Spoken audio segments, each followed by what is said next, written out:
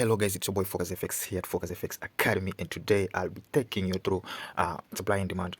So last week I got several texts asking me to do a comprehensive cover on supply and demand, and as well asking me to tackle order block. And since these two are the same, I figured I should just do a video covering them and post it on my YouTube channel for you guys to see. Now, before I begin, I would like to urge you to subscribe to this channel to help this channel grow so that it can reach to other traders. It not only helps in YouTube algorithm, but it also helps you as a trader. When you're constantly supporting this channel, it also encourage me to post more videos for you guys to see. And the more I post, the more you keep learning something new. So kindly subscribe to this channel, like the videos, go through the videos. You may learn a thing or two. And by the end of this video, if you like this video, just click the like button. It only take a second. Subscribe to this channel. It only take a second of your time. Subscribe to it and click on the notification bell. Now, let's get to business. So, people have been asking me to tackle supply and demand, to do a comprehensive cover on these two topics: supply and demand and order block. Now, you need to understand that supply and demand and order blocks are the same, because this is where orders lies, and price tend to react at these areas. These are key levels where price tend to react whenever it taps into these levels or areas. Now, most traders, they buy low and they sell high, because that's the common concept out there. Traders will tell you to sell high and buy low, but you need to know how the market works. You don't just need to be buying low and selling high, waiting for the market to be at its highest peak for you to sell, and for it to be at its lowest peak for you to buy. No. You need to understand how supply and demand works. Now, supply and demand, like I said, these are key areas or levels where price reacts when it taps into it, because these are areas where orders lies. And when price taps into supply, the price drops. And when price taps into demand, the price rallies or move up. When the price taps into supply, that's when they sell the market is bearish, because the market is dropping. And when the market is rallying, it has touched into a demand. Now the market is bullish. You need to understand that. Now, first, like I said, you need to know that supply and demand, these are the driving force behind changes, or rather changes in price in the market. And when there are more buyers than sellers, the market will rally or move up. Conversely, when there are more sellers than buyers, the price will drop. When buyers and sellers are more or less even, the market will range. These simple concepts are very powerful and allow us to analyze naked charts in order to determine where the price is likely to go. But first, for you to fully understand the concept of supply and demand, you need to know who moves the market. Is it the retail traders? Is it the banks? Is it the hedge funds or large companies? Knowing how big players in the market trade is extremely important, because they actually move the markets with their trades and transactions. Firstly, large traders, hedge funds and investors, you can call them institutional traders, they all move the markets when they trade. Their trades are that big that the orders actually shift the balance between supply and demand. The same goes for big commercial companies like Tesla's, Apple. They do so much trade on a large scale that when they purchase a stock or equipment and change their money into a different currency, it shifts the balance between supply and demand. Banks, of course, are also big players in the forex market. They trade like any other trades, except they do it with millions, if not billions of dollars. The volume of these trades also affect the balance between supply and demand. Government and central banks are similar to commercial companies in sense where their actual foreign exchange transaction affect the forex market too, and also shift the balance between supply and demand. Banks and other similar institutions that I've just mentioned, they create these zones, these supplies and demand zone, which are actually price levels where unfulfilled orders wait to be completed. Okay, now that you have an understanding of how the market works and who moves the market, then it's going to be easier for you to understand supply and demand concept well. So, what is supply and what is demand? Supply has many names. I won't try to complicate things. I'm trying to make this video, or rather this topic, as simple as possible. So I'll try to simplify things. Supply is a zone. Sorry, a supply zone is the price area at which the trades usually sell. This area is present above the current price. Yeah. So like I said, supply zone is the price area at which traders usually sell. And it's always with high selling interest or potential. and when price hits this level, the unfulfilled orders gets completed and brings down the price. So you're expecting that whenever the price touches the supply, the price is going to drop. Demand is the opposite of supplies. Supply is sellers oriented. Demand is buyers oriented.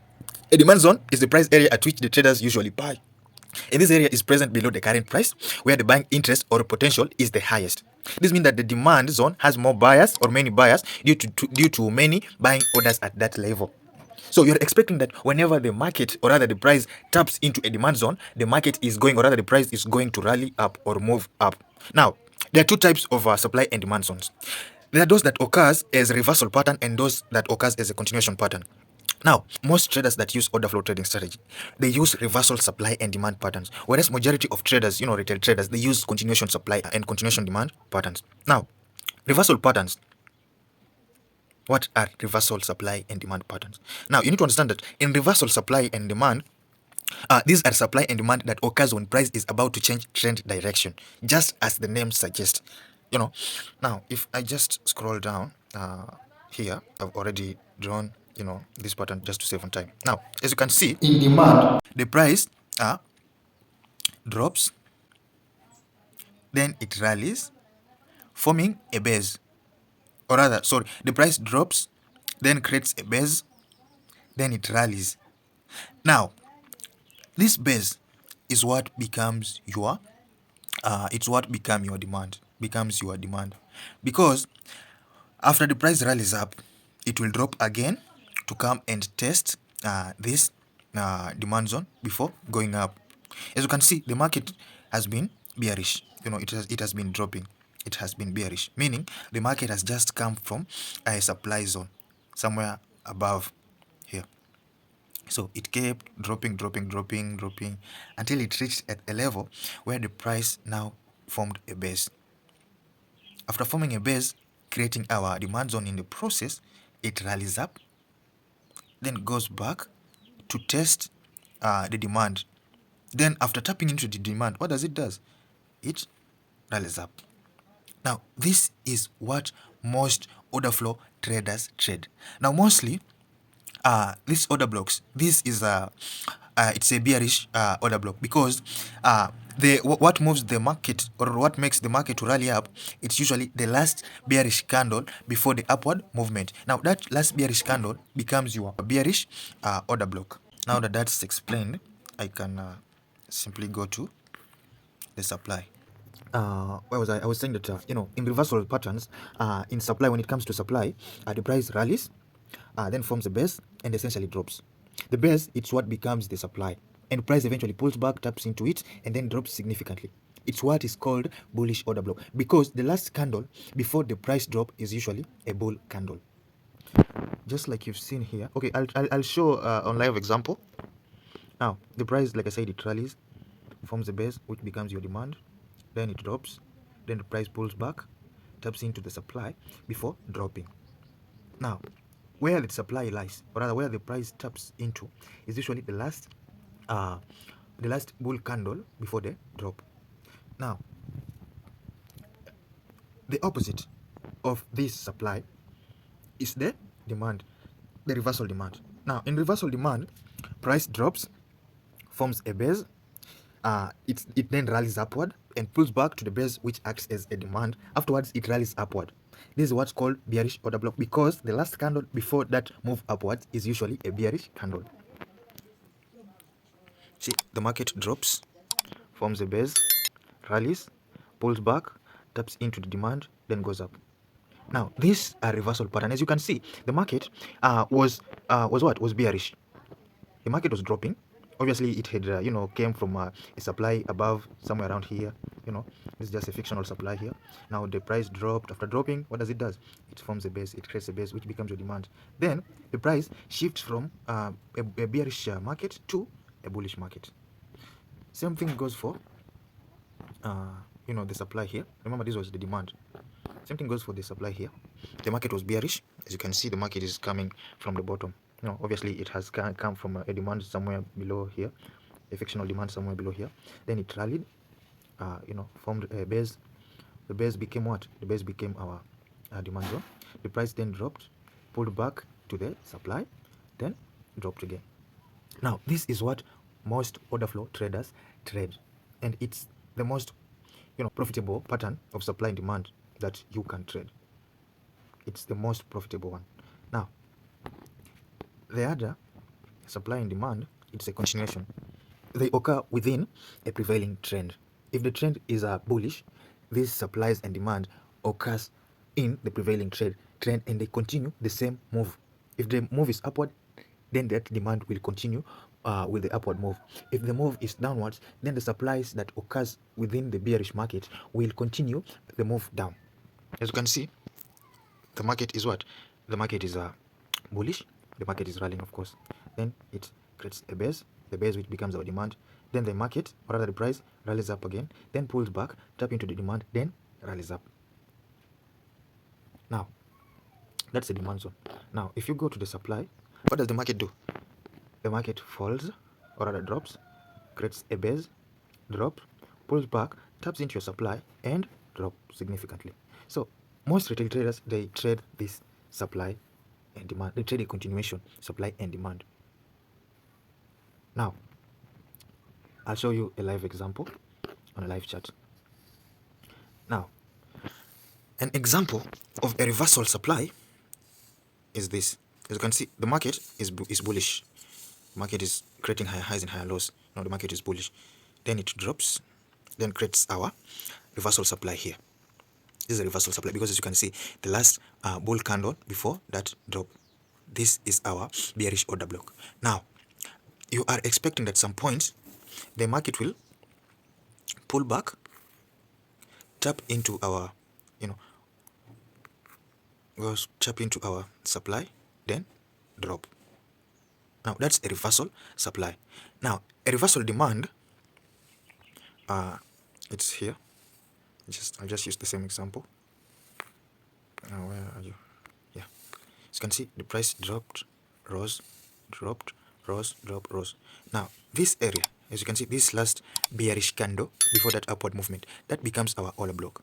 Now this area is a valid demand because the price broke structure here to the upside, leaving behind an order block. So you are expecting now that the price at some point it will drop. Now it has dropped already. Now it's reacting to this demand zone.